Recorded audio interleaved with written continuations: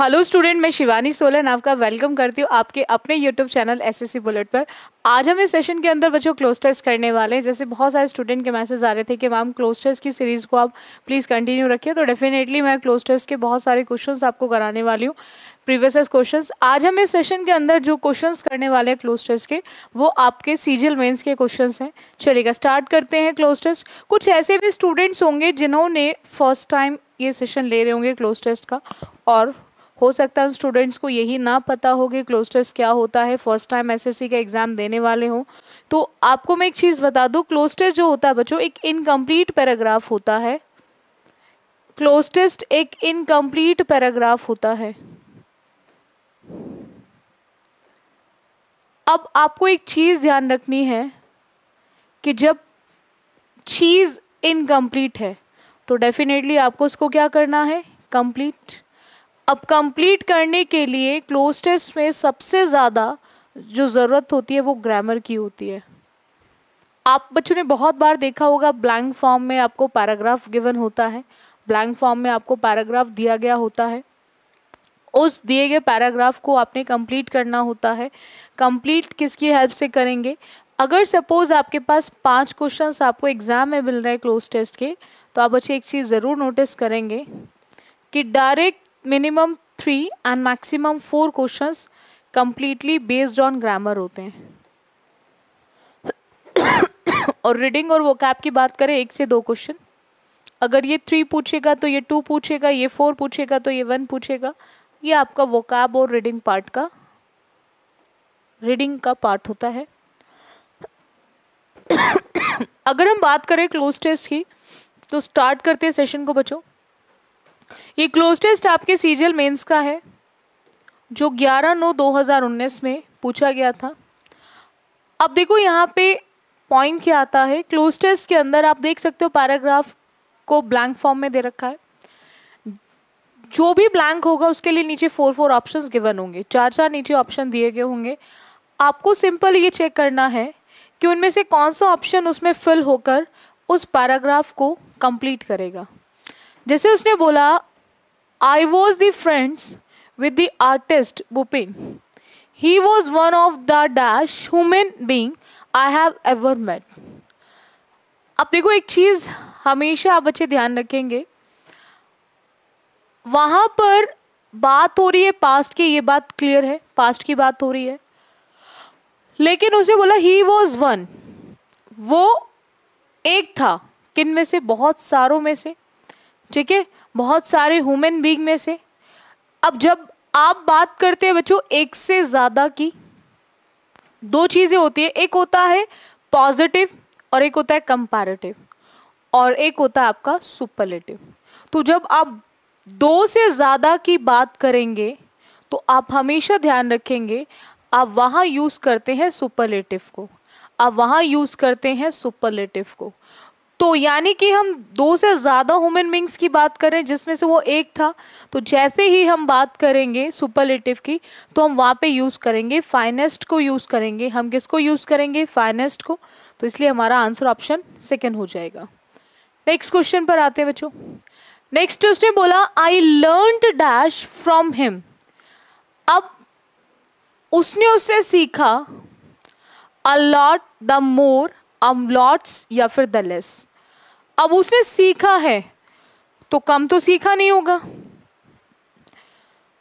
The more का use comparative, the plus comparative तभी आता है जब उसके बाद भी अगेन द प्लस कंपैरेटिव हो, जिसका मतलब होता है जितना उतना। जैसा आप बोलते हो ना, जितना आप हाइट पे जाओगे उतना ठंडा महसूस करोगे, the higher you go the cooler you feel, तो वहां पर यूज होता है। तो और जब भी बात करते एक ही, तो अ लॉट ऑफ होता है या फिर लॉट्स ऑफ होता है, बट अ लॉट्स का यूज नहीं होता।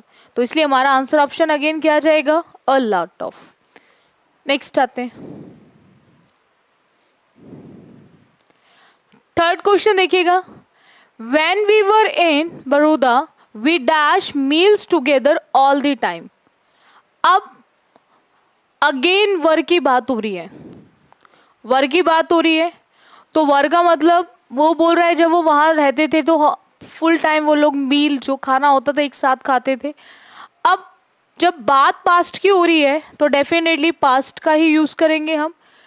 अब यहाँ पर पॉइंट क्या आता है, आप देखो एक चीज समझना बच्चों, वो क्या है, अगर आपको कभी भी सेंटेंस में हैज और हैव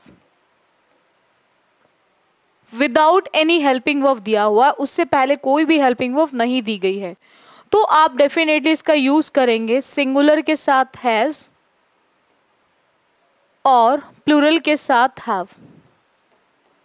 तो वहां पर आप सिंगुलर और प्लूरल के बेसिस पे हैज और हैव का यूज करेंगे, सिंगुलर के साथ हैज और प्लूरल के साथ हैव।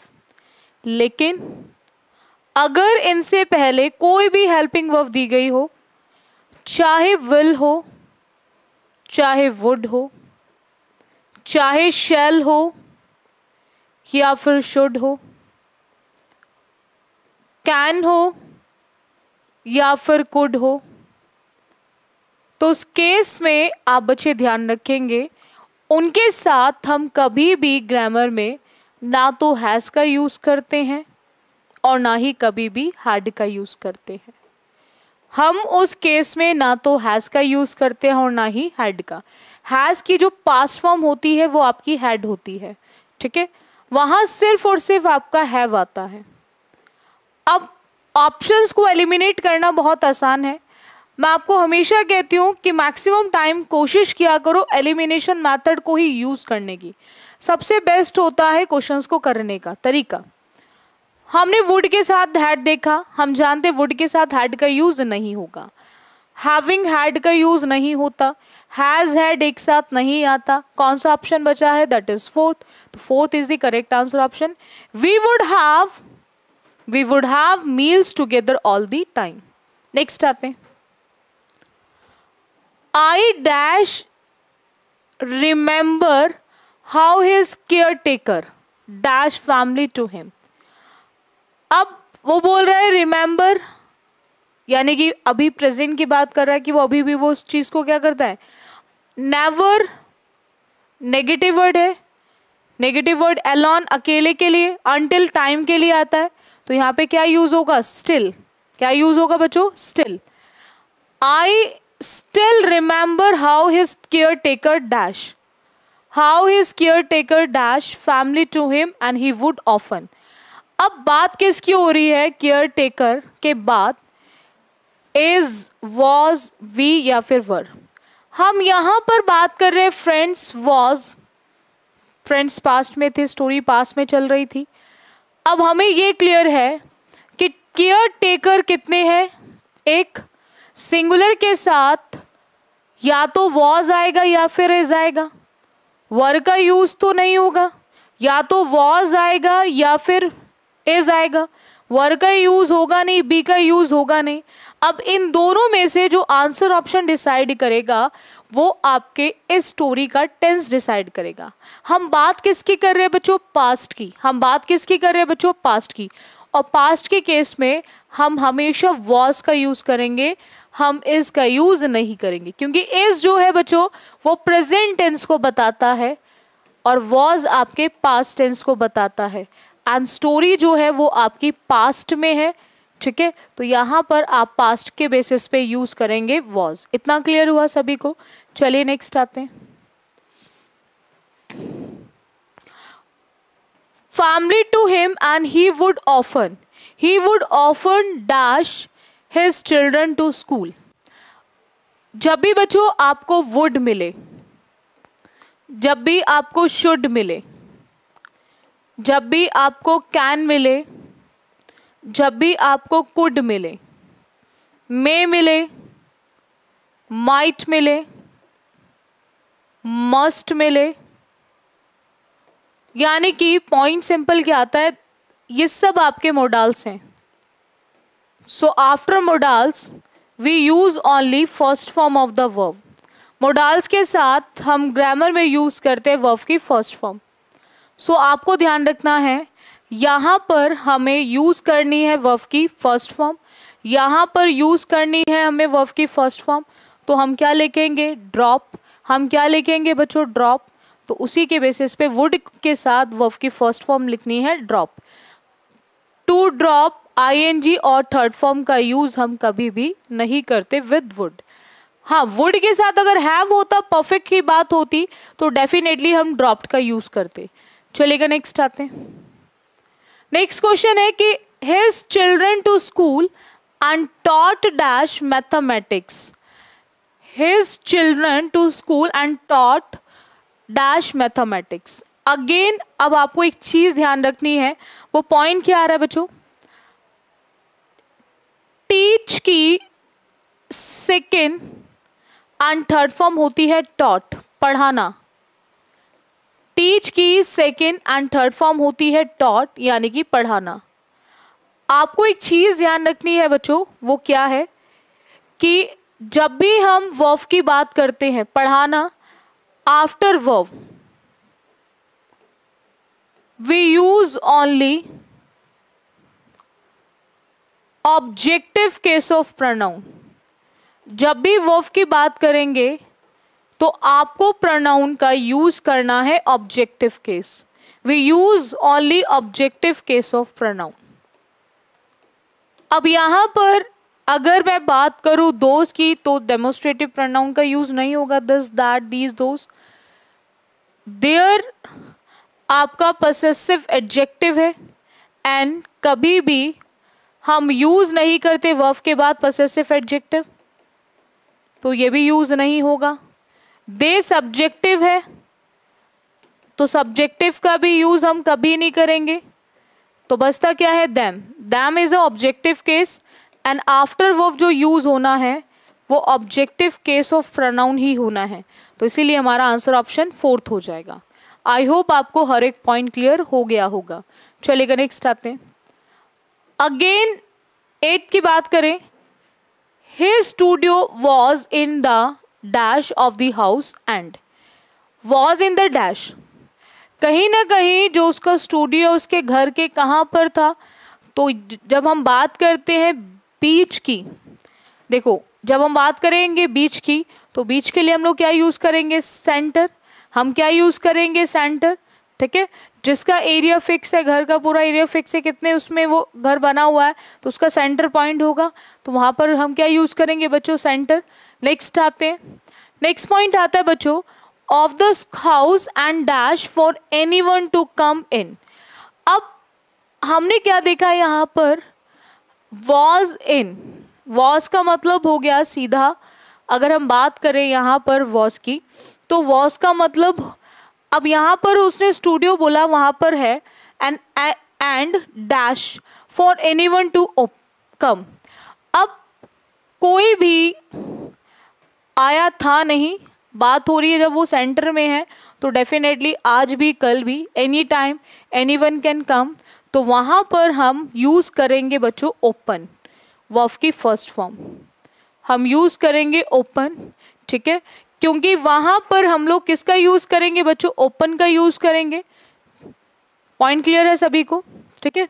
नेक्स्ट आते हैं, anyone to come in dash at his work, कि कोई भी वहाँ पर आकर आ सकता है, किस लिए आ सकता है, ताकि वो उसके काम को देख सके, ठीक है, यानी कि to look at his work, उसके काम को देख सके। तो यहाँ पर आंसर ऑप्शन क्या आ जाएगा, फर्स्ट। टू लुकिंग अपॉन तो आएगा नहीं, फॉर लुकिंग नहीं आएगा, सर्च की बात नहीं कर रहे हैं, ठीक है। मूवीज को आप वॉच करते हो तो वहाँ जगह को देखने के लिए हम लोग क्या यूज करेंगे, लुक, ठीक है। तो आपको यहाँ ध्यान रखना है, यहाँ पर आंसर ऑप्शन क्या आ जाएगा बच्चों, टू लुक। नेक्स्ट आते हैं, नेक्स्ट एक अगेन सीजीएल मेंस का ही है, 11/9/2019 में ही पूछा गया है। आपको एक चीज़ तो क्लियर हो गई होगी बच्चों कि हमने अभी इतने सारे क्वेश्चंस किए, लगभग 10 क्वेश्चन का क्लोज टेस्ट आ रखा था। मेंस में मैक्सिमम टाइम आपको 10 क्वेश्चंस दिए होते हैं क्लोज टेस्ट में, बट ऐसा फिक्स नहीं, 10 क्वेश्चंस, कभी कभी 5 क्वेश्चंस का भी क्लोज टेस्ट आपको मेंस में मिल जाता है। प्री में हमेशा 5 का ही आता है, बहुत रेयर केस में आ गया, ठीक है, क्योंकि नंबर ऑफ क्वेश्चंस कम होते हैं। अब तो है मेंस का भी पैटर्न चेंज हो गया, 200 से 45 क्वेश्चंस आ गए, तो कहीं ना कहीं नंबर ऑफ क्वेश्चंस आपके मेंस में भी क्लोज टेस्ट में कम हो गए हैं, ठीक है। अब देखो पॉइंट क्या आता है यहाँ पर, अगेन एक नया पैराग्राफ देखेंगे, one can soon feast dash eyes on Humayun's tomb. अब यहाँ पर पॉइंट क्या आ रहा है, यहाँ फीस्ट करने का काम कौन कर रहा है, वन। जब भी आप बच्चे वन को as a performer of the action देखें तो वहाँ पर आपको एक चीज़ जो ध्यान रखनी है वो ये है कि आप जो भी आगे प्रोनाउन को यूज़ करेंगे, जो भी आगे प्रोनाउन को यूज़ करेंगे वो सारा अकॉर्डिंग टू वन चलेगा, वो सारे केसेस प्रोनाउन के अकॉर्डिंग टू वन यूज़ होंगे। इस चीज़ को आपको ध्यान रखना है। तो यहाँ पर हर्स में पहला पॉइंट तो ये आता है बच्चों, हर में अगर हमें उसको पोसेसिव प्रोनाउन बनाना है तो अपोस्ट्रोफी एस नहीं, हम पोसेसिव प्रोनाउन हर्स लिखते हैं, तो ये तो ऑलरेडी इनकरेक्ट है। आवर्स जो होता है वो वी का होता है और यहाँ वन है, और देयर्स दे का होता है और वहाँ वन है, तो वन का जो होता है दैट इज वंस। ठीक है, नेक्स्ट आते हैं। उसने बोला dash Tom at night with the government deciding to keep 10 heritage. अब यहाँ पर पॉइंट क्या आता है कि सेकेंड ब्लैंक में क्या यूज होगा। अब जब बात हो रही है बच्चों, अभी उसने बताया उसके टॉम दूसरे के टॉम की बात कर रहा है, तो जब दो उसकी बात कर रहा है तो डेफिनेटली दो को कनेक्ट करने के लिए हमें कनेक्टर किसका यूज करना पड़ेगा, एंड का यूज करना पड़ेगा। किसका यूज करना पड़ेगा बच्चों, एंड का यूज करना पड़ेगा। नेक्स्ट आते, आफ्टर दैट उसने बोला कि with the government deciding to keep 10 heritage dash open to the dash. अब वहां पर हम टॉम की बात कर रहे हैं, टॉम की जब बात कर रहे हैं तो they are completely related to monuments. वो पूरी तरह से दोनों किससे रिलेटेड है, मॉन्यूमेंट से। एक मॉन्यूमेंट तो है नहीं, अपार्टमेंट जहाँ हम लोग, जैसे आपने देखा होगा अपार्टमेंट्स होते हैं जो सेलिब्रिटीज़ होते हैं, ठीक है, बिल्डिंग आप स्कूल बिल्डिंग देखते थे, कॉलेज की बिल्डिंग्स देखते थे, so we can easily eliminate remaining options. तो जब हम बात करेंगे किलों वगैरह की, जो किले होते हैं तो उन सबको हम बोलते हैं मॉन्यूमेंट्स, जिनको हिस्टोरिकल बिल्डिंग्स भी बोला जाता है, दैट इज मॉन्यूमेंट्स। नेक्स्ट आते हैं, ये हिस्ट्री का ही रिलेटेड टर्म है। नेक्स्ट आए, आफ्टर दैट उसने बोला, पॉइंट क्या आता है बच्चों, heritage monuments open to the dash from sunrise. अब वहाँ पर जब बात कर रहा है सनराइज की, तो यानी कि वो ओपन हो जाता है। ओपन किसके लिए होते हैं भाई, ये जो बड़े बड़े किले होते हैं इनको देखने कौन जाता है, पब्लिक ही तो देखने जाती है। तो वहाँ पर हम बात किसका यूज करेंगे, पब्लिक का। किसका यूज करेंगे, पब्लिक। रेजिडेंट्स का मतलब होता है जो वहाँ के रहने वाले होते हैं, that is residentials. And peoples, people अपने आप में प्लूरल प्लूरल वर्ड है तो उसमें कभी भी एस का यूज नहीं होता। मॉब एक नेगेटिव वर्ड है बच्चों, मॉब एक नेगेटिव वर्ड है। दो तरह की भीड़ होती है, एक क्राउड होती है और एक मॉब होती है। आपको ध्यान रखना है जब हम वहाँ देखने की बात कर रहे हैं तो वहाँ पर हम लोग मॉब नेगेटिव वर्ड का यूज़ नहीं कर सकते। ये भी भीड़ होती है, ये भी भीड़ होती है, बट एक पॉजिटिव भीड़ जो आपके फेवर में खड़ी है और एक नेगेटिव भीड़ जो आपके अगेंस्ट खड़ी है, दैट इज मॉब। तो यहाँ पर आंसर ऑप्शन क्या आ जाएगा, पब्लिक। नेक्स्ट आते हैं, नेक्स्ट की बात करें बच्चों, उसने बोला यहाँ पर opens to the public from sunrise dash 9 PM। अब जो वो खुला रहता है वो खुला रहता है कब, तो यहाँ पर अगर हम बात करें तो यहाँ पर हम लोग क्या यूज़ करेंगे, एक समय तक की बात कर रहा है, इतने बजे तक के लिए खुला रहता है, तो इतने बजे तक के लिए क्या यूज़ होगा, टिल। क्या यूज़ होगा बच्चों, टिल।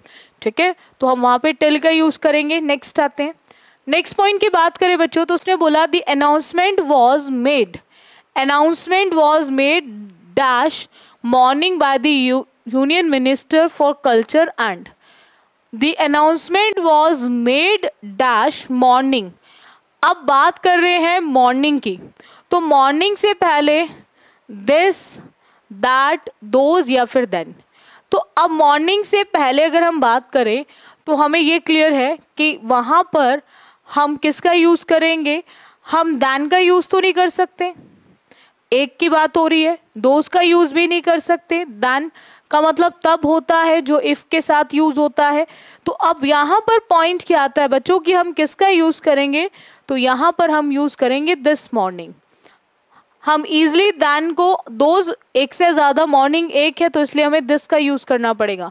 दैट का यूज होता है जब फार की बात करते हैं, दूर की बात करते हैं। नेक्स्ट आते हैं, नेक्स्ट पॉइंट आता है morning by the union minister for culture and dash. अब मॉर्निंग में जो अनाउंसमेंट किया गया था यूनियन मिनिस्टर के द्वारा, किस लिए?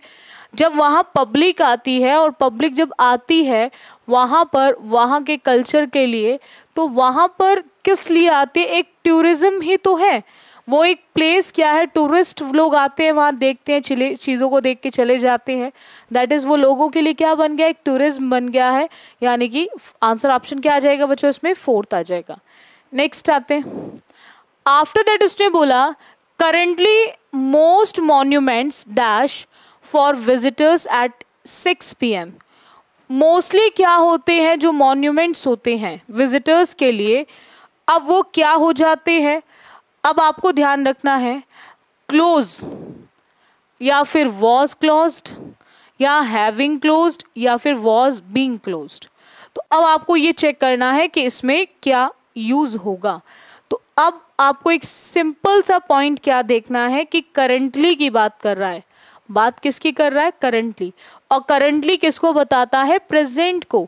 एंड प्रेजेंट के केस में हम वॉज का यूज नहीं कर सकते, तो इसीलिए हमें लिखना पड़ेगा that is first, close, verb की फर्स्ट फॉर्म।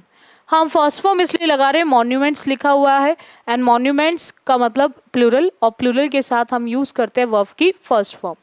प्लूरल के साथ हम यूज करते हैं वर्ब की फर्स्ट फॉर्म। नेक्स्ट, अब उसने बोला कि the change in timings dash effective, ठीक है, for a period dash 3 years।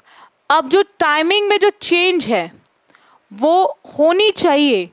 अब यहाँ पर अब करंट की बात हो रही है, करंट में इतने बजे तक वो बंद हो जाता है, पब्लिक के लिए ओपन है, तो टाइमिंग भी होगी। जब करंट की बात करें कि आने वाले टाइम में जो जब चेंज करेंगे, अभी चेंज नहीं, फ्यूचर की बात कर रहा होगा, टाइमिंग खुद चेंज नहीं होगी, चेंज करने का काम और कोई कर रहा होगा पैसिव में। तो पैसिव में हम लोग क्या यूज करेंगे? Will be. विल के साथ क्या यूज करते हैं? बी। शैल के साथ क्या यूज करते हैं? बी, जब केस होता है पैसिव वॉइस का। तो यहाँ पर बनेगा the change in timings will be effective, होना चाहिए एक पीरियड के लिए, ठीक है। वो कौन से पीरियड के लिए? For a period dash 3 years। वो जो पीरियड है वो कितने साल का है? That is 3 years। तो वहां पर हम लोग यूज करेंगे ऑफ। क्या यूज करेंगे? ऑफ। अबाउट इनटू थ्रू, मतलब किसी के थ्रू जाना चीजों को। इनटू मतलब होता है जब किसी के अंदर हम प्रवेश करते हैं फोर्सफुली तरीके से, और अबाउट किसी भी चीज़ को डिस्क्राइब करने की। बट हम एक टाइम पीरियड की बात कर रहे हैं तो उसके लिए हमें क्या यूज़ करना पड़ेगा? ऑफ। उसके लिए क्या यूज़ करना पड़ेगा? ऑफ। यहाँ बोला many hundreds of years ago अ ब्राह्मण lived in a town in northern India, he spent many years. ये क्वेश्चन आपके CHSL का है, ये क्वेश्चन आपके CHSL का है जो 16/4/2021 में पूछा गया है। 16/4/2021 में आपको चेक करना है कि इनमें से कौन सा इस सेंटेंस को कंप्लीट करेगा, इनमें से कौन सा इस सेंटेंस को कंप्लीट कराएगा। स्टडी या फिर टू स्टडी, स्टडीड या फिर स्टडिंग। तो यहाँ पर आपको चेक करना है कि कौन सा इस ऑप्शन को कंप्लीट कराएगा। तो आपको एक चीज ध्यान रखनी है कि he spend many years, after that blank दिया है the ancient books and talking. देखो कुछ क्लोज टेस्ट में क्वेश्चंस ऐसे होते हैं कि ब्लैंक के थोड़ा सा बाद वाला पार्ट पढ़ोगे तो आपको अपने आप समझ आ जाएगा कि वहां यूज क्या होगा। यहाँ पर एंड के बाद क्या दे रखा है बच्चों? टॉकिंग। तो डेफिनेटली एंड के पहले भी क्या आएगा? सेम फॉर्म आएगी, सेम फॉर्म आएगी। तो सेम क्या होगा? यहाँ पे स्टडिंग होगा। हम स्टडीड, टू स्टडी और स्टडी का यूज नहीं करेंगे, तो यहाँ पर हमारा आंसर ऑप्शन क्या आएगा? 4, दैट इज स्टडिंग। चलेगा, नेक्स्ट आते हैं क्वेश्चन पे इसके। नेक्स्ट उसने बोला है कि to the learn princes dash came to visit this city. अब पॉइंट आता है विच, हु, हुम या फिर दैट। हम यहाँ पर बात कर रहे हैं किसकी? हम बात कर रहे हैं पर्सन की, और जब पर्सन की बात करेंगे तो केम यहाँ पर वर्ब है। केम का मतलब बच्चों यहाँ पर क्या है, वर्ब। आप बच्चे हमेशा ध्यान रखेंगे वर्ब से पहले जो यूज होगा वो सब्जेक्ट होगा, वर्ब से पहले जो यूज होगा वो सब्जेक्ट होगा, और वर्ब के बाद जो यूज होगा वो आपका ऑब्जेक्ट होगा। पॉइंट बहुत सिंपल सा होता है, वर्ब से पहले सब्जेक्ट आता है और वर्ब के बाद ऑब्जेक्ट आता है। तो आपको एक चीज ध्यान रखनी है कि यहाँ पर हम पर्सन की बात कर रहे हैं, तो पर्सन में हम यूज करते हैं सब्जेक्टिव के लिए हु। हम पर्सन में यूज करते हैं सब्जेक्टिव के लिए हु। हम विच का यूज भी सब्जेक्टिव में करते हैं, लेकिन हम ये वहां करेंगे जब भी हम थिंग्स की बात करेंगे, हम वहां करेंगे जब भी हम बात करेंगे एनिमल्स की। और हुम का यूज होता है बच्चों वहां पर जब भी आप पर्सन हो बट आपका केस ऑब्जेक्टिव हो, पर्सन हो बट आपका केस ऑब्जेक्टिव हो, तो वहां पर आप whom का यूज करेंगे। और that का यूज होता है कुछ पर्टिकुलर केसेस में, लाइक सुपरलेटिव डिग्री हो तो वहां यूज करेंगे, या फिर कुछ वर्ड्स होते all, everything, nothing, something, the few, the only, या फिर द सेम, तो उस केस में आप यूज करेंगे दैट। तो इसीलिए हमारा जो आंसर ऑप्शन बनेगा सेकेंड ब्लैंक के लिए वो बनेगा हु। बोलो इतना क्लियर है? चलेगा नेक्स्ट आते हैं। नेक्स्ट क्वेश्चन की बच्चों बात करें, उसने बोला है आफ्टर मच एफर्ट, बहुत ज्यादा एफर्ट्स के बाद, ही dash the knowledge of a certain spell, उसको नॉलेज हुई उस सर्टेन स्पेल की। यानी कि अब आपको चेक करना है कि इस थर्ड ब्लैंक में क्या यूज होगा। तो अब उसने नॉलेज को क्या किया है, ऑब्टेन किया है। बहुत एफर्ट्स के बाद उसने उस नॉलेज को क्या किया है, ऑब्टेन किया है। तो यहाँ पर ऑब्टेन्ड का यूज होगा। यूज्ड होता है यूज्ड टू, किसी चीज का आदि होना, यूज करना किसी चीज को, अगर यूज आ रहा अकेला। फाइंड मतलब ढूंढना किसी चीज को, टुक मतलब लेना, और उसने एफर्ट्स के साथ उस नॉलेज को क्या किया है, ऑब्टेन किया, प्राप्त किया है। ठीक है, सो यहाँ पर हमारा आंसर ऑप्शन थर्ड होगा। नेक्स्ट आते हैं। अब उसने बोला है he was dash proud of this and guarded his secret। अब यहाँ पर he was dash proud of, अब उसको जो है क्या हुआ है, प्राउड। अब प्राउड मतलब यहाँ पर किस चीज को लेकर, तो जो उसने नॉलेज को ऑब्टेन किया है तो उस पर उसको बहुत ज्यादा प्राउड होगा। तो बहुत ज्यादा प्राउड होगा तो हम क्या यूज करेंगे, वेरी, क्योंकि यहाँ पर मैनी आपका यूज होता है for countable, much for uncountable, a lot of मतलब होता है बहुत ज्यादा। ठीक है, तो यहाँ पर जो आंसर ऑप्शन होगा वो क्या होगा बच्चों, वेरी। चलेगा नेक्स्ट आते हैं। नेक्स्ट क्वेश्चन की बात करें, उसने बोला है after that and guarded his secret dash. अब सीक्रेट को उसने क्या किया है, सीक्रेट्स को क्या किया है उसने, केयरफुली गार्ड किया गया है। ठीक है, तो that is answer option will be fourth. ठीक है, ग्रेजुअली, डीपली और बहुत ज़्यादा एक्साइटली होकर आप चीज़ों को करते हो, तो वहाँ पर क्या है, बहुत केयरफुल तरीके से। क्योंकि देखो बच्चों, जब भी आप किसी भी चीज़ में एफर्ट्स लगाते हो और जब चीज़ें आपको आफ्टर एफर्ट्स मिलती हैं तो आप उन चीज़ों को बहुत ध्यान से रखने की कोशिश करते हो, उन चीज़ों में आप बहुत ज़्यादा केयरफुल रहते हो। तो इसीलिए इसका आंसर ऑप्शन केयरफुली होगा। चलेगा नेक्स्ट आते हैं। नेक्स्ट आता है आपका एक नया close test. Many people believe that animals possesses a sixth sense and know dash the earth is going to shake। ये CHSL का ही क्लोज टेस्ट है जो 19/4/2021 में पूछा गया था। 19/4/2021 में पूछा गया था। आपको चेक करना है कि यहाँ पर व्हेन आएगा, हाउ आएगा, वाई आएगा या फिर वेयर आएगा। अब उसने बोला है कि कब अर्थ शेक करेगा, हिलेगा। ठीक है, ये लोग विश्वास करते हैं कि सिक्स सेंस बताती है उनकी, ये सब चीज़ें जानना चाहते हैं। तो कब होगा, तो कब के लिए हम सिर्फ वैन का यूज़ करते हैं, क्योंकि वैन का यूज़ होता है फॉर टाइम, कि कौन सा काम कब होगा। हाउ का यूज होता है फॉर मैनर्स, कि कैसे होगा, और वाई का यूज होता है क्यों होगा, रीजन, ठीक है। और वेयर का मतलब प्लेस, कहाँ पर होगा मतलब प्लेस, ठीक है। तो रीजन के लिए, प्लेस के लिए, मैनर्स के लिए और टाइम की बात होगी तो डेफिनेटली हम वन का यूज करेंगे। चलेगा, नेक्स्ट आते हैं। नेक्स्ट क्वेश्चन में उसने बोला है some experts dash that animals more acute hearing helps. अब सम एक्सपर्ट्स के साथ हम बिलीव लिखेंगे, बिलीविंग लिखेंगे या फिर बिलीव्ड लिखेंगे। तो मैंने आपसे बहुत बार कहा है कि कुछ क्लोज टेस्ट ऐसे होते हैं जिनमें उनके आंसर्स उसी के अंदर छुपे हुए होते हैं। देखो जैसे यहाँ पर इस क्वेश्चन का आंसर भी इसी क्लोज टेस्ट में है।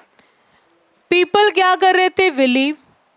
एक्सपर्ट की बात करेंगे तो एक्सपर्ट भी क्या करेंगे, एक्सपर्ट में क्या लग रहा है, एस। जैसे पीपल आपका प्लुरल वर्ड है, ऐसे एक्सपर्ट में जब एस लग रहा है तो डेफिनेटली हम एक से ज्यादा की बात कर रहे हैं, तो definitely it is a case of plural subject, और प्लुरल सब्जेक्ट के साथ वर्ब भी प्लुरल आएगी।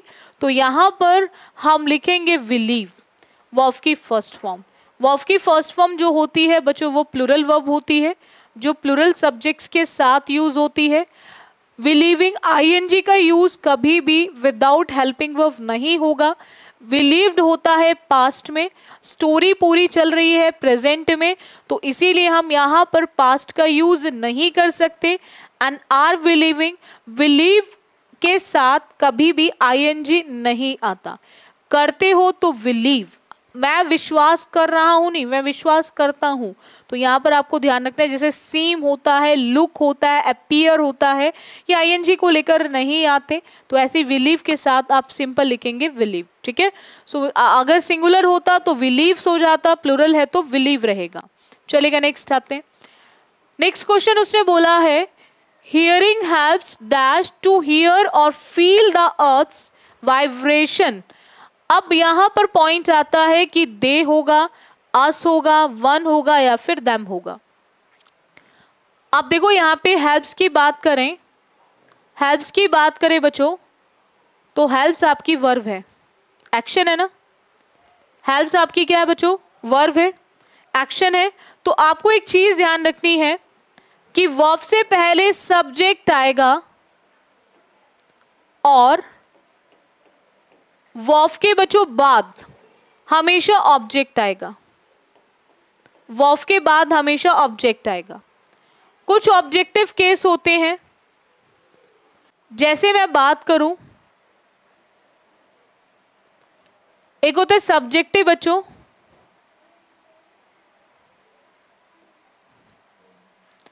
एक होता है सब्जेक्टिव और एक होता है ऑब्जेक्टिव। प्रोनाउन का, नाउन का सब्जेक्टिव ऑब्जेक्टिव सेम होता है बट प्रोनाउन के चेंज होते हैं। जैसे मैं ही की बात करूं, ही का ऑब्जेक्टिव हिम। मैं शी की बात करूं, शी का ऑब्जेक्टिव हर। मैं दे की बात करूं, दे का ऑब्जेक्टिव देम। मैं आई की बात करूं, आई का ऑब्जेक्टिव मी। मैं यू की बात करूं, यू का ऑब्जेक्टिव यू। मैं वी की बात करूं, वी का ऑब्जेक्टिव अस। मैं वन की बात करूं, वन का ऑब्जेक्टिव वन। आपको ध्यान रखना है यहां पर देम, अस और वन ये ऑब्जेक्टिव दे रखे हैं और दे सब्जेक्टिव है, और हमें पता है कि हेल्प्स के बाद जो है वो ऑब्जेक्टिव आएगा, सब्जेक्टिव का यूज तो होगा ही नहीं। अब पॉइंट आता है कि इन तीनों में से क्या यूज होगा। तो यहां पर जब हम बात कर रहे हैं किसकी, तो प्लुरल की बात कर रहे हैं, प्लुरल की बात करेंगे तो हमें क्लियर है कि हम वहां पे वन का यूज नहीं करेंगे। अस कब होगा, जब वी होगा, तो यहां पर अस भी नहीं आएगा, क्या आएगा, देम। क्या यूज होगा बच्चों, देम। क्योंकि जब भी आप बच्चे बात करेंगे मोर देन वन की, जब भी आप बात करेंगे मोर देन वन की, फिर चाहे आपका लिविंग हो चाहे आपका नॉन लिविंग हो, मोर देन वन के केस में चाहे लिविंग हो या फिर नॉन लिविंग हो, मोर देन वन के केस में आपको हमेशा ध्यान रखना है, मोर देन वन के केस में आपको हमेशा ध्यान रखना है आप यूज करेंगे ओनली दे, चाहे लिविंग या फिर नॉन लिविंग, तो इसलिए दैम का यूज करेंगे, चलेगा। नेक्स्ट आते हैं। नेक्स्ट आपको क्या दे रखा है बच्चों, अब उसने बोला है वाइब्रेशंस के बाद dash can sense and approaching disasters. अब देखो कैन, अब कैन से पहले अगेन कौन सा केस आएगा, सब्जेक्टिव। अब सब्जेक्टिव आएगा तो दैम का यूज नहीं होगा, दे, यू या फिर वी। तो अगेन हम एक से ज्यादा की बात कर रहे हैं, अगेन हम किसकी बात कर रहे हैं बच्चों, एक से ज्यादा की।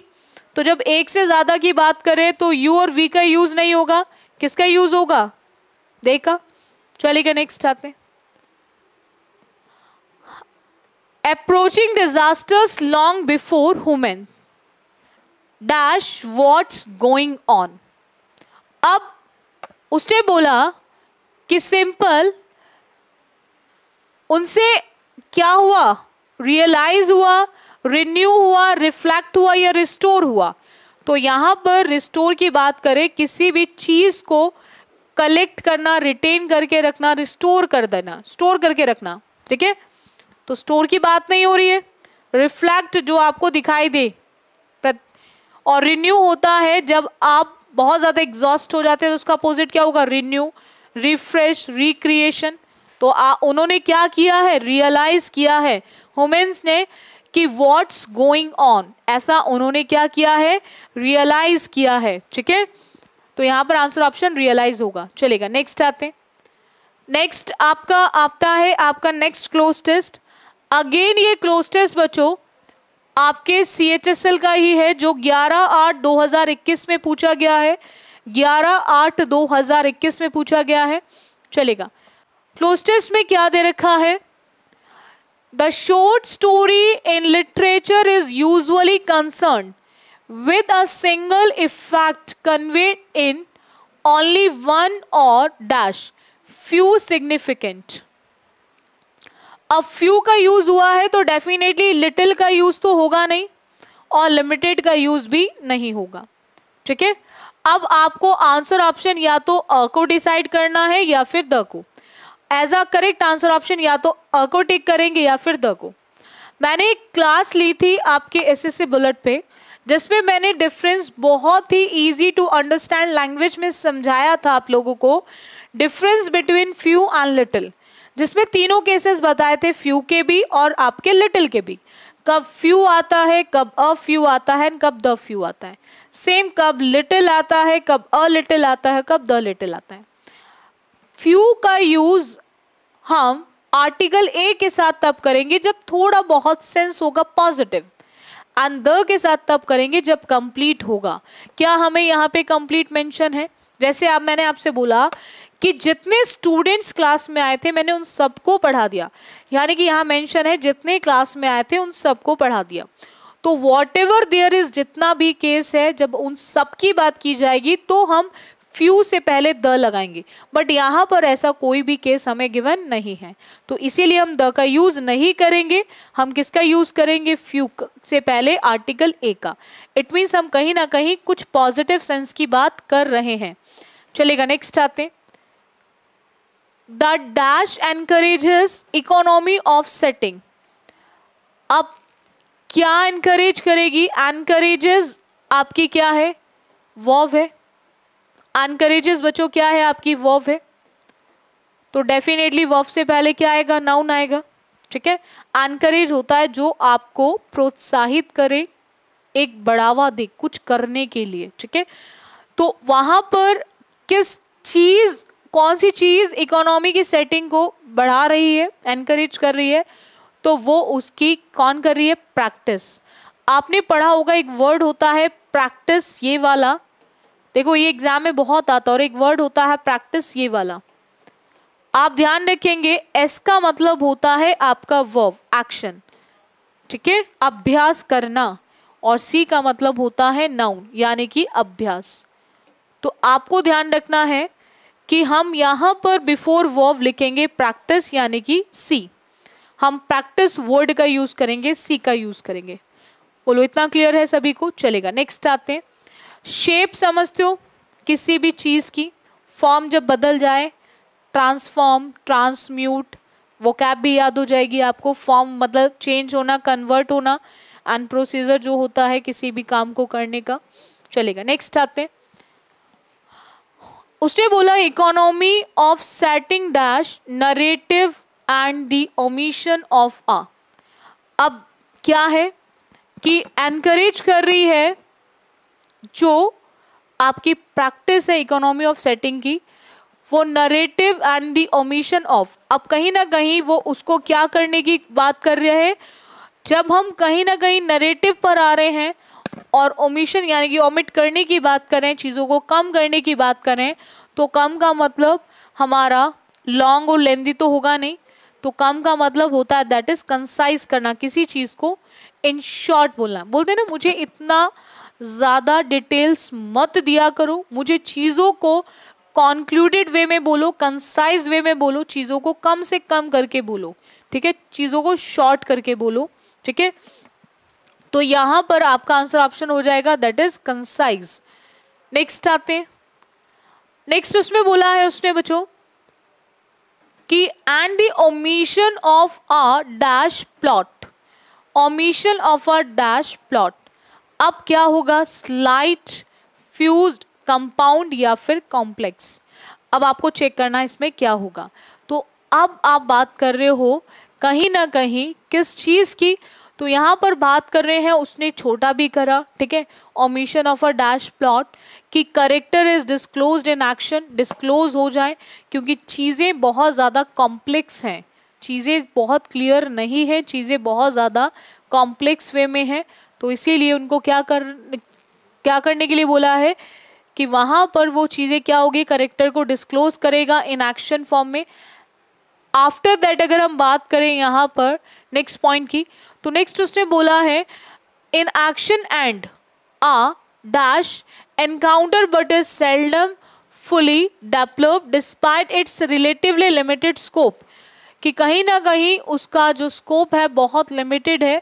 दो a short story is often judged by its ability to provide a complete and satisfying treatment of its characters and subject, कि यद्यपि जो शॉर्ट स्टोरी है बहुत कम होता है जज की जाती है उसकी एबिलिटी पे, ठीक है, जो प्रोवाइड कराती है एक कंप्लीट और दूसरों को संतुष्ट करने वाली एक ट्रीटमेंट अपने कैरेक्टर्स को लेकर और अपने सब्जेक्ट्स को लेकर। तो यहाँ पर क्या आएगा कि ये जो शॉर्ट स्टोरी जो चल रही है, पूरी स्टोरीज वही होती है जहाँ ड्रामा होता है, जहाँ ड्रामा होगा दैट इज ड्रामेटिक होगा। मेलोडियस मतलब होता है जो चीज़ आपकी बहुत मधुर होती है, बहुत स्वीट होती है, और हार्मोनियस का मतलब होता है कि जो चीज़ एक साथ बोलते हैं ना, वो एक रूप में चल रहे हैं, यानी कि सब एक संग में चलते हैं, उसको बोलते हैं। तो यहाँ पर शॉर्ट स्टोरीज की बात की जा रही है। स्टोरीज हमेशा कैसी होती है, ड्रामेटिक होती हैं, ड्रामा से भरी हुई होती हैं। सो इसीलिए आंसर ऑप्शन आपका क्या आएगा, थर्ड। ये सीजीएल मेंस का है आपका क्लोज टेस्ट जो 15/11/2020 में पूछा गया था। आपको 1 बाय 1 क्लोज टेस्ट कराने वाली हूँ मैं सीजीएल के, एक एक करके सारे सीजीएल के क्लोज टेस्ट कराऊंगी, पूरी सीरीज दे दूंगी आपको सीजीएल की। अब देखो यहाँ पे पॉइंट क्या आता है, क्लोज टेस्ट को करने के लिए कुछ नहीं करना, आपको थोड़ी थोड़ी पॉइंट्स को पढ़ते चले जाना है। देखो अब हम बात कर रहे हैं endurance of the crowds, crowds के एंड्योरेंस की बात कर रहे हैं, ठीक है। वो क्या है, lining the coordination route was most commendable, ठीक है। अब सॉक्ड है, चिल्ड है एंड स्लीपलेस है, ठीक है। Dash remained wonderfully good tempered and when the procession finally. अब रिमेन्ड अगर मैं बात करूं रिमेन्ड की, तो रिमेन्ड हमारी क्या है, वर्ब। रिमेन्ड हमारी क्या है, वर्ब। अब देखो ग्रामर का रोल क्यों होता है, रिमेन्ड हमारी क्या है, वर्ब, और हम जानते हैं वर्ब से पहले जो यूज होता है वो आएगा आपका सब्जेक्ट। क्या आएगा, सब्जेक्ट, यानी कि सब्जेक्टिव केस ऑफ प्रोनाउन। और ये चारों ही सब्जेक्टिव केस दे रखे। इट का तो ऑब्जेक्टिव भी इट ही होता है, बाकी सबका सब्जेक्टिव यही है। अब यहां पर हमें क्या यूज करना है, तो हम बात कर रहे हैं एक पर्सन की नहीं, क्राउड की बात कर रहे हैं, एक से ज्यादा की। तो एक से ज्यादा की जब हम बात कर रहे हैं, और कभी कभी अगर थोड़ा सा माइंड लगाओ तो आपके आधे से ज्यादा क्लोज टेस्ट के क्वेश्चंस का आंसर उसी पैराग्राफ में मेंशन होता है। जैसे इस क्वेश्चन का आंसर ऑलरेडी लिखा था, चीयर्ड कौन दे, तो रिमेन वंडरफुल भी कौन होंगे, वही होंगे। तो आप चाहते तो इसका आंसर यहां से भी निकाल सकते थे, तो यहां पर आंसर ऑप्शन क्या आ जाएगा, दे। आप दोनों टाइप से निकाल सकते हो, इसको देख के भी लिखा सकते हो या फिर उसको देख के भी लगा सकते हो, ठीक है। तो हमारा दे हो जाएगा, हम सिंगल पर्सन की बात नहीं कर रहे। नेक्स्ट आते क्वेश्चन पे। नेक्स्ट उसने बोला है when the procession finally dash they cheered wholeheartedly. अब देखो, जब प्रोसेशन फाइनली क्या हुआ, अब यहां पर एंटर्ड हुआ, ज्वाइंट हुआ, फिनिश्ड हुआ या अपीयर्ड हुआ, वो शॉक्ड दिखाई दे रहे हैं, चिल्ड दिखाई दे रहे हैं, स्लीपलेस दिखाई दे रहे हैं, ऐसा लग रहा है। और लगने के लिए हम एंटर्ड, ज्वाइंट, फिनिश्ड का यूज नहीं करते, किसका यूज करेंगे, अपीयर्ड का। किसका यूज करेंगे, अपीयर्ड का। नेक्स्ट आते हैं। आफ्टर दैट उसने बोला the great merit of a dash crowd is that its members remain individuals. मैंने आपसे क्या कहा था अभी, कुछ क्वेश्चंस के आंसर क्लोज टेस्ट के उसी पैराग्राफ के अंदर मेंशन होते हैं। अगर आप थोड़ा सा उसको ध्यान से पढ़ो, इस क्वेश्चन का आंसर भी हमें ऊपर पढ़ के नहीं पता चल रहा, हम इंडियन की बात कर रहे हैं, हम एशियन की बात कर रहे हैं, हम ब्रिटिशर्स की बात कर रहे हैं, या फिर हम फ्रेंच की बात कर रहे हैं। तो यहाँ पर आपको थोड़ा सा पैराग्राफ को अगर ठीक से पढ़ो तो आपको आंसर इसका भी मिल जाएगा। वो कैसे मिलेगा, कैरेक्टरिस्टिक्स किस कल्चर के हैं, कैरेक्टरिस्टिक्स हो रहे हैं ब्रिटिश कल्चर के। तो डेफिनेटली वो क्राउड भी जो है वो कौन सी है, वो ब्रिटिश की ही है।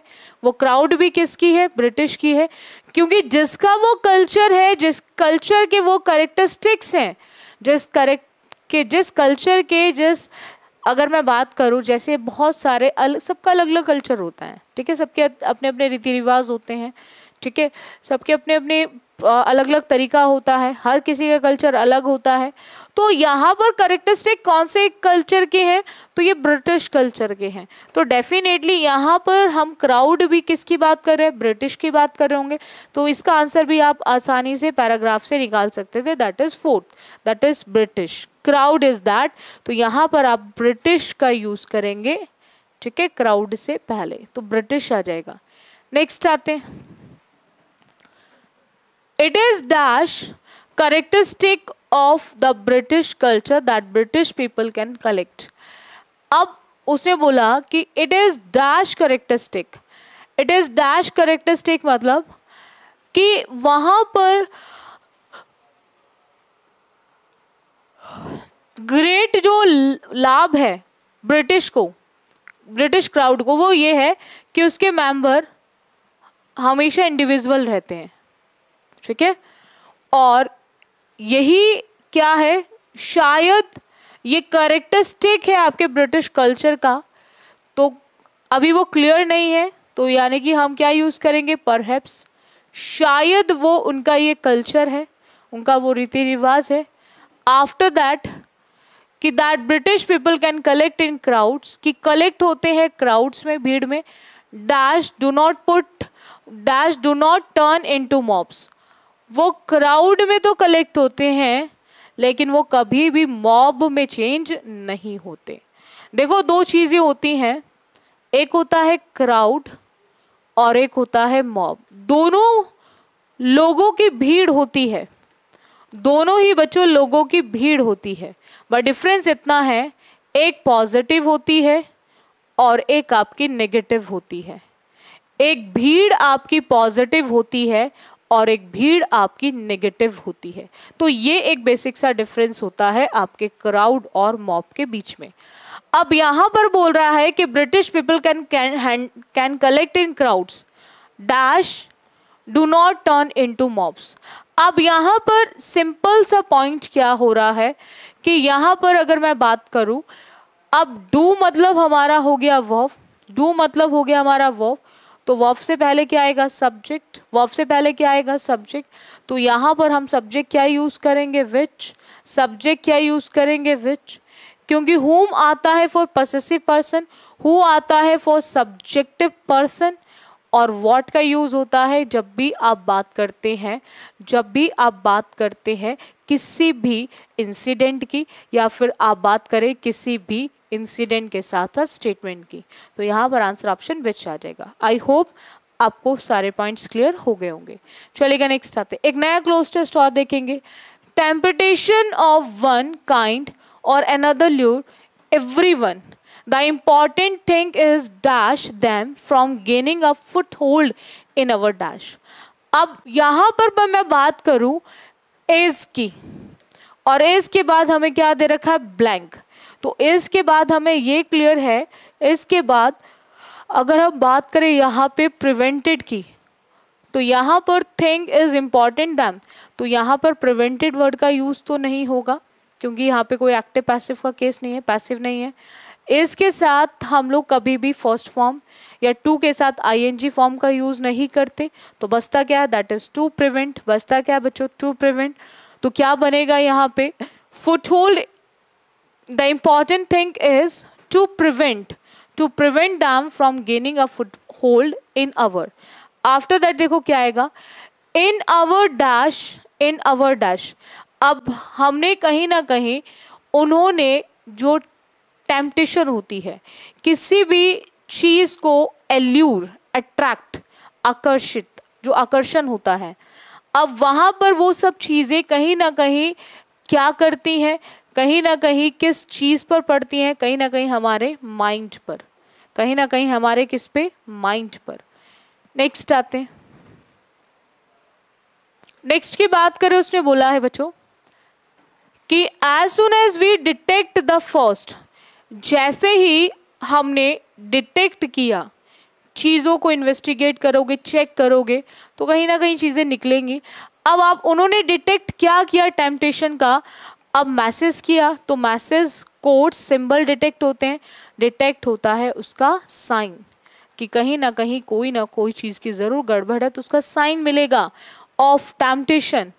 एंड आफ्टर दैट उसकी मैं बात करूं कि we should become watchful and dash our attention to good और नोबल थॉट्स, तो फिर उसके बाद हम क्या होना चाहिए, हमें बहुत ज़्यादा अलर्ट होना चाहिए, बहुत चीज़ों को बारीकी से देखने की ज़रूरत है। Watchful and dash, up turn, revolve, change या फिर ट्विस्ट, तो अब आपको ध्यान रखना है कि हम यहाँ पर क्या चीज़ करेंगे कि जब वो बहुत ज़्यादा वॉचफुल हो गया है, तो अब उन्होंने क्या करा है, चीज़ों को टर्न कर लिया है, क्या करा है, चीज़ों को टर्न कर लिया है। ठीक है, टर्न किस में कर दिया उन्होंने, turn our attention to good और नोबल थॉट्स, हमने अपनी अटेंशन को टर्न कर दिया है, बदल दिया है गुड थॉट्स के लिए और नोबल थॉट्स के रूप में। ठीक है, तो उन्होंने उसको क्या करा, चाहिए रिवॉल्व, आपके रेवोल्यूशन जो आपके अर्थ का होता है, एक होता है रोटेट, अपने ही एक्सेस पे घूम रही है, एक सन के चारों ओर क्या करती है, रेवोल्यूशन करती है, और चेंज जैसे आपको नहीं होना है लाइफ में, और ट्विस्ट जो चीजों में आता है। नेक्स्ट आते हैं,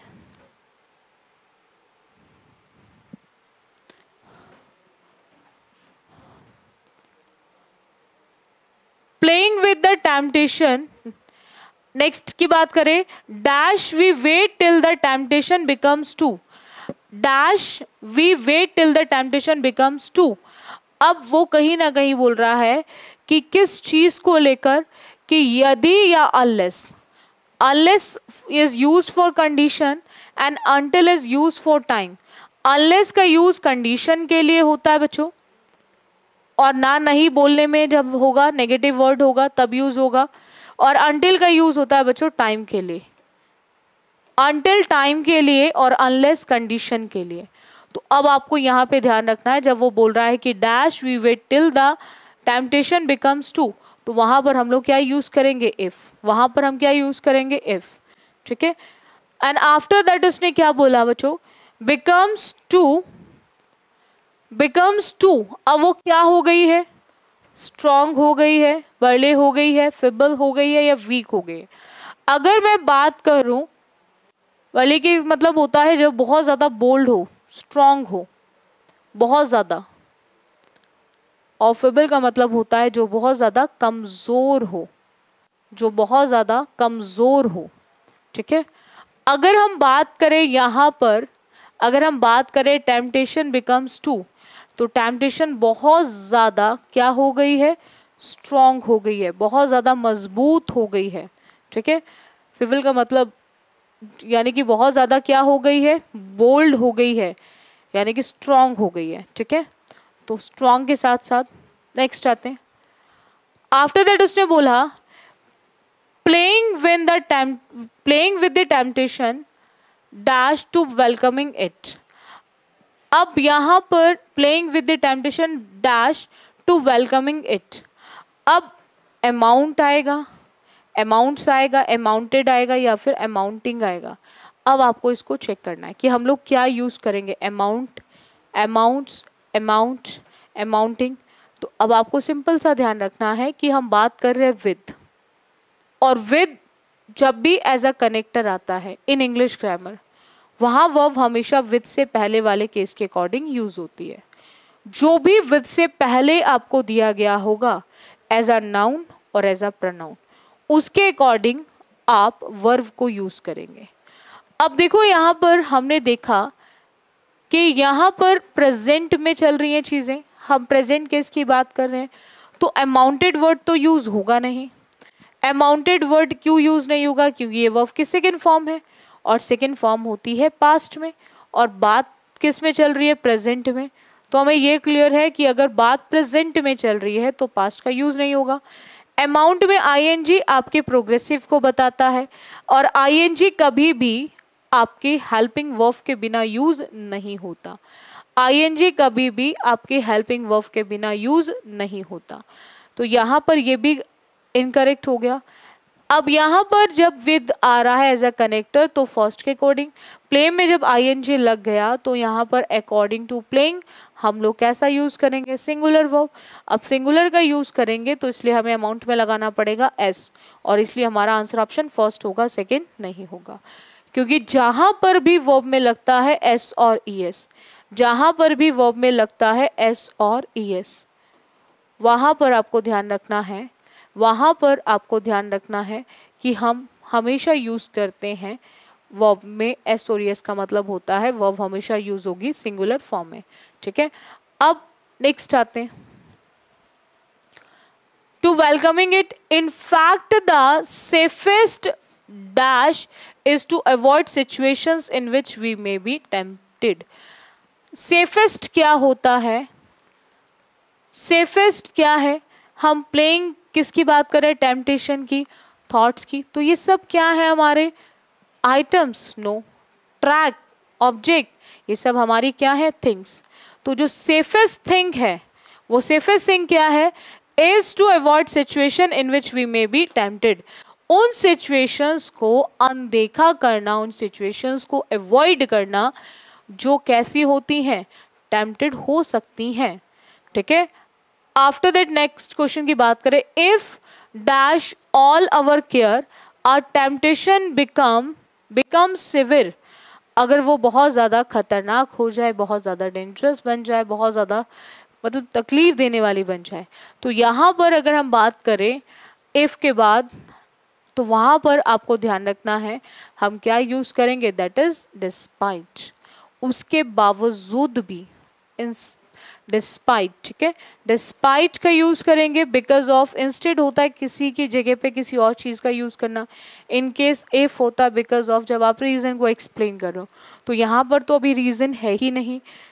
नेक्स्ट आते हैं, उसने बोला our temptation becomes severe, we dash not get upset or disappointed but turn to a good friend for advice and help। हमें बहुत ज़्यादा परेशान या फिर बहुत ज़्यादा हमें दुखी नहीं होना, हमें चीज़ों को टर्न करना है गुड फ्रेंड को, किसके लिए, एडवाइस के लिए और अपनी मदद के लिए करना चाहिए। तो जब भी आप किसी को एडवाइस की बात करते हो, तो जब भी आप किसी को एडवाइस की बात करते हो तो वहाँ पे आप लगाते हैं शुड, वहाँ आप लगाते हैं शुड। क्योंकि कुड का यूज़ वहाँ होता है जब आप बच्चे किसी भी पर्सन की एबिलिटी या फिर किसी भी पर्सन की कैपेसिटी की बात करते हैं। जब भी बात एबिलिटी और कैपेसिटी की होगी तो वहां पर आप बात करेंगे कुड की। और वुड का यूज अलग अलग केसेस में होता है, ये मैं आपको आज लाइव क्लास में समझाऊंगी। और माइट होता है जब आप चीज़ों को लेकर नॉट श्योर होते हैं, जब आप चीज़ों को लेकर डिसाइडेड नहीं होते। तो मे का जो पास्ट फॉर्म होती है, मे की जो पास्ट फॉर्म होती है वो आपकी माइट होती है। तो यहाँ पर आपको यूज करना है कि we should not get upset और disappointed but turn to a good friend for advice and help, बल्कि उसको बदलना है एक अच्छे दोस्त और एक अच्छे एडवाइस, ताकि वो हमें अच्छे एडवाइस कर सके और हमारी हेल्प कर सके। अगेन एमटीएस का ही क्लोज टेस्ट है बच्चों। ये क्वेश्चन आपका एमटीएस 2021 में पूछा गया है, जो 7/10/2021 में हुआ था। आप देख सकते हो ब्लैंक के लिए नीचे 4 ऑप्शंस दिए गए हैं आपको इन्हीं में से डिसाइड करना है कि कौन सा ऑप्शन होगा जो उसको कंप्लीट करेगा। उसने बोला कि आ कंप्यूटर प्रोग्रामर समटाइम्स डैश आ सॉफ्टवेयर डेवलपर। अब देखो पॉइंट क्या आता है कि यहाँ पर कंप्यूटर प्रोग्रामर को कभी कुछ टाइम हम ऐसा हो जाता है कि कभी कभार हम उसको बोल देते हैं कि वो एक सॉफ्टवेयर क्या है, डेवलप करने वाला है। तो वहाँ पर बोलने के लिए हम एक्सेप्टेड, नॉन या फिर सैड का यूज़ नहीं करते, उसको बोलते हैं हम कॉल्ड, कि बोला जाता है, उन्हें बुलाया जाता है उस नाम से, किसी नाम से। जैसे कोई भी कुछ काम करता है तो वो उस नाम से बुलाया जाता है, ठीक है। तो उसके लिए हम कॉल्ड का यूज़ करते हैं, कॉल्ड आ सॉफ्टवेयर डेवलपर। अब आगे आते हैं नेक्स्ट क्वेश्चन पर। नेक्स्ट क्वेश्चन है, और more recently a coder dash a person who creates computer software, who creates computer software. अब आपको इसमें से चेक करना है कि वर आएगा, हैज आएगा, वॉज आएगा या इज आएगा। अब आपको इस चीज को चेक करना है। देखो यहाँ पर एक चीज जरूर देखेंगे आप बच्चों, अगर बात हम रिसेंटली की कर रहे हैं, अगर हम बात कर रहे हैं रिसेंटली की, तो रिसेंटली का मतलब सीधा सीधा आपके प्रेजेंट से होता है, वो कभी पास्ट से नहीं होता।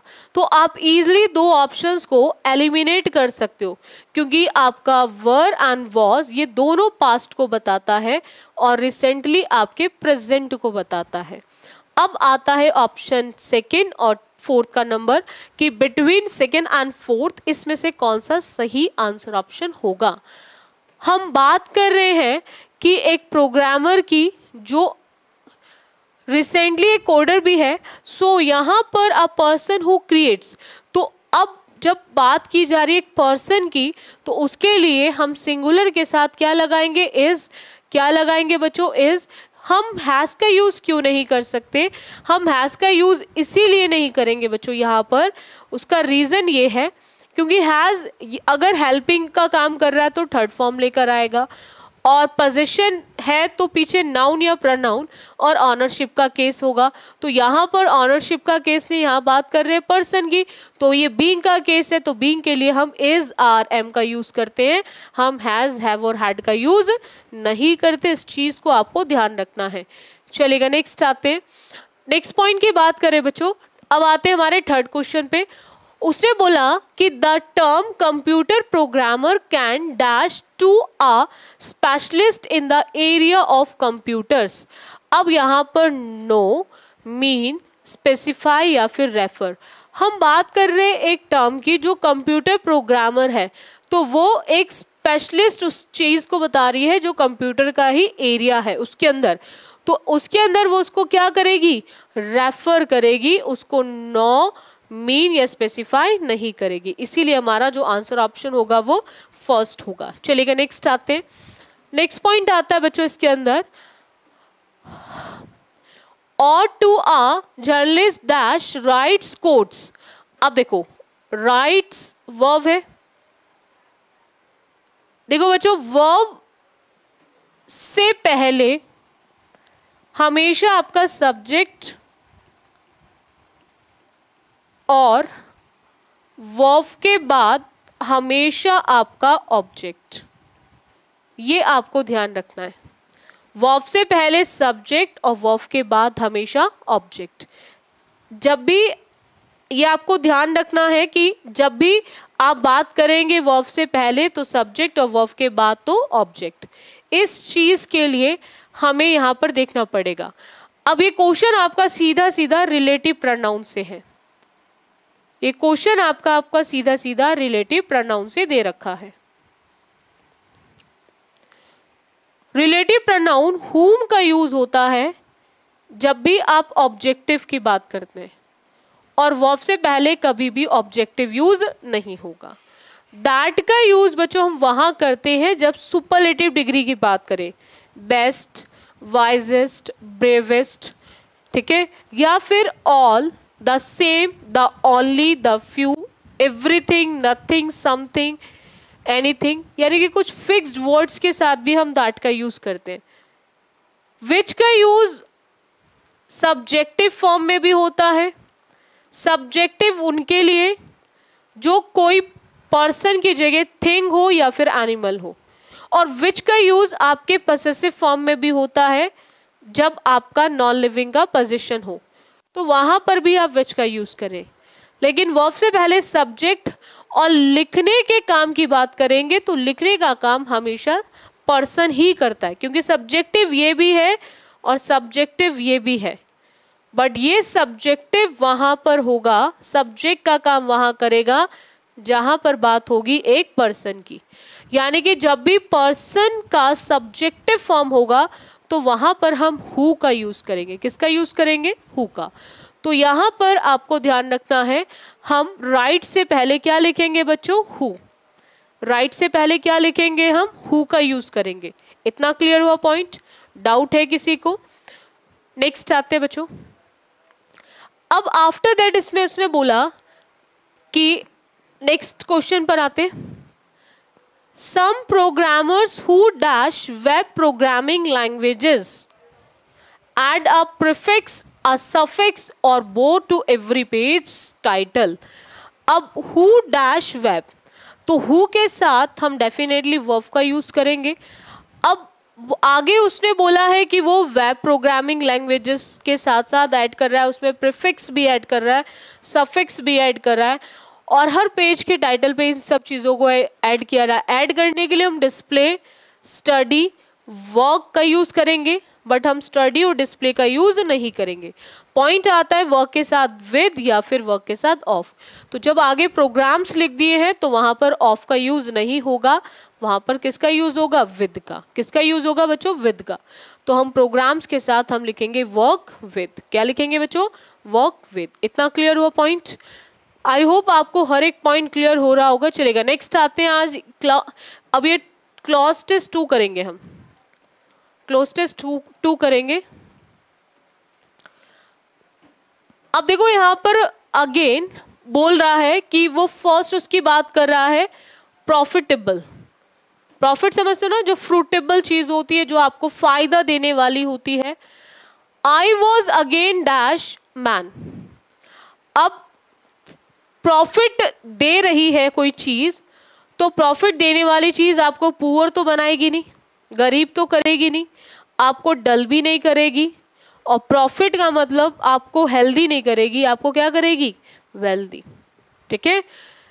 Early to bed, early to rise, आपने पढ़ा होगा, make some man healthy, wealthy and wise. ठीक है। तो आपको क्या करेगी? प्रॉफिट दे रही है तो पैसा लेकर आएगी आपके अंदर, तो पैसा आपके पास लेकर आएगी तो उसको हम बोलेंगे वेल्दी। तो आपको बनाएगी एक वेल्दी मैन।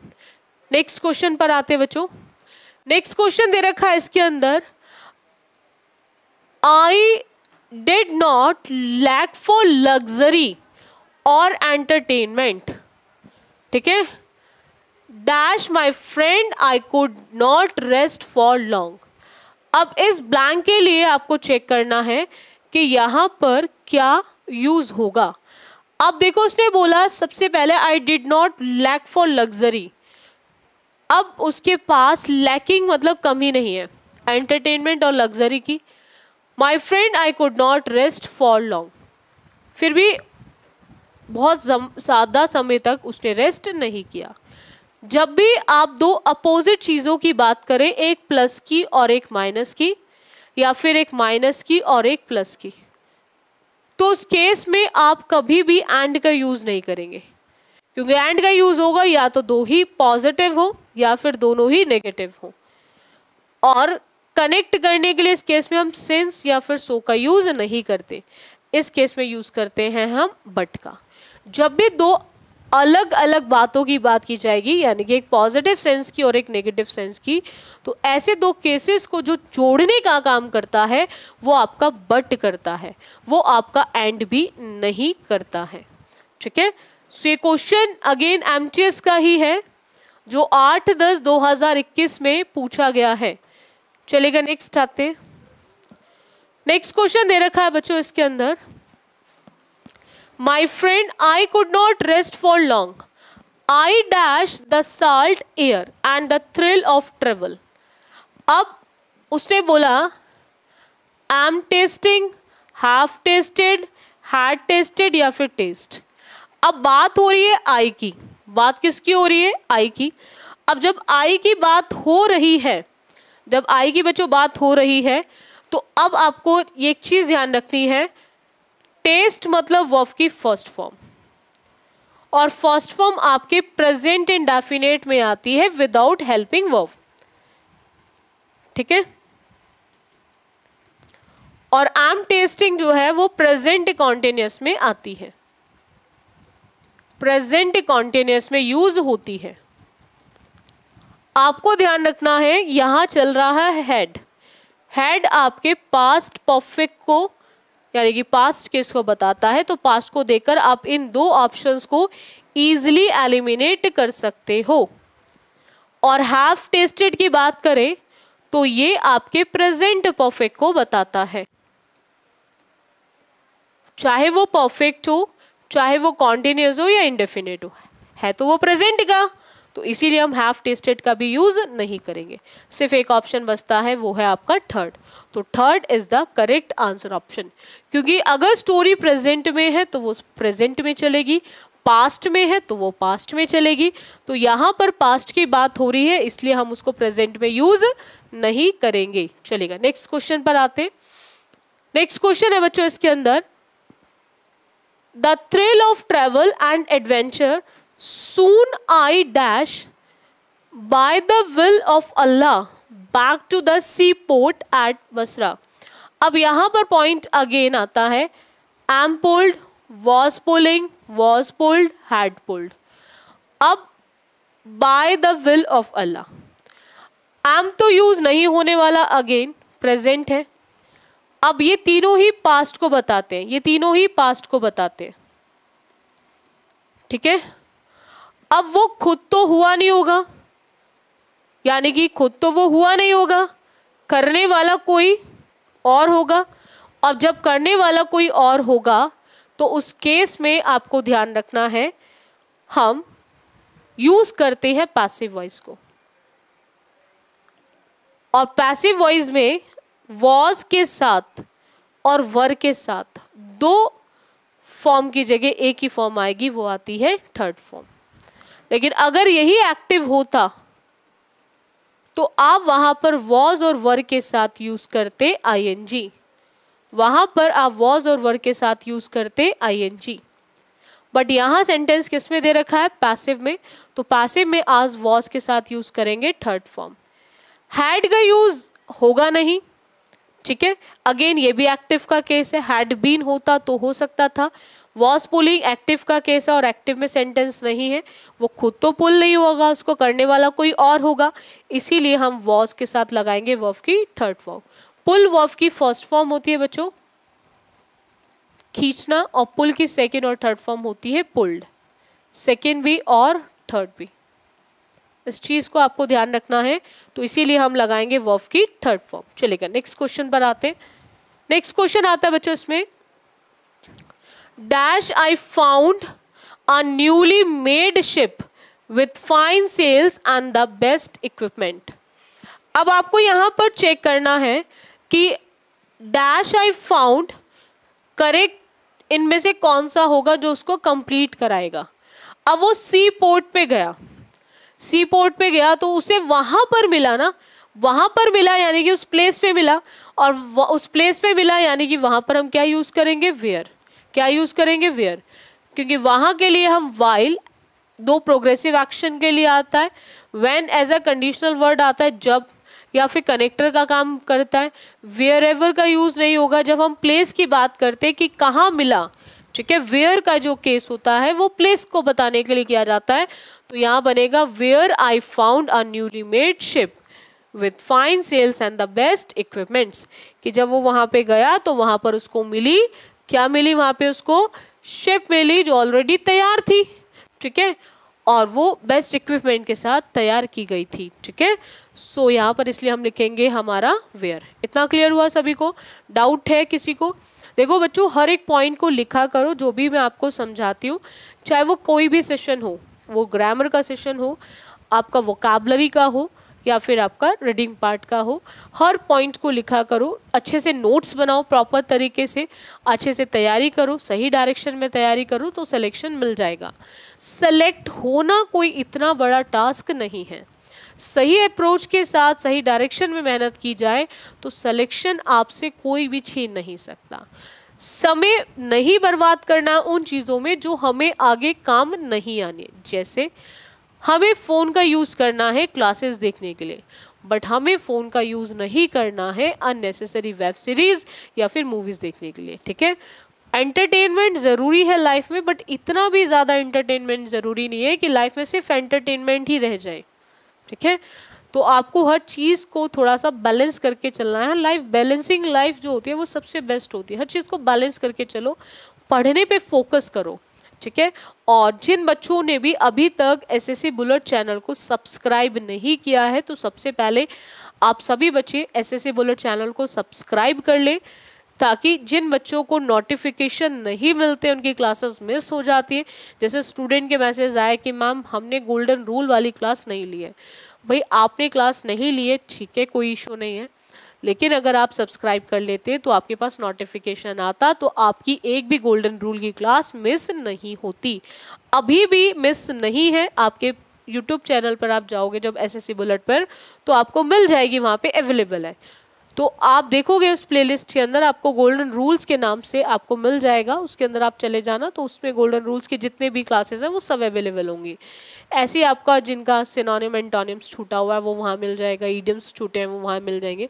स्टूडेंट्स के मैसेज आते हैं हमारी ये क्लास रह गई है, वो क्लास रह गई, तो आप उसे एसएससी बुलेट चैनल पर एक बार जाकर आप चेक कर सकते हो, ठीक है। तो सब्सक्राइब करने से इन सब चीज़ों से आप बच जाओगे, क्योंकि आपके पास नोटिफिकेशन आएगा तो आप साथ के साथ चीज़ों को देख सकते हो। दूसरा, अगर वीडियो अच्छी लगती है तो आप बच्चे ज़रूर, सेशन अगर अच्छा लगता है तो उसको लाइक किया करो, और आपका सेशन लाइव भी स्टार्ट होने वाला है, ठीक है, बहुत जल्द। और सभी बच्चे 4 से 5 इवनिंग में रखेंगे, 4 से 5 का लाइव सेशन।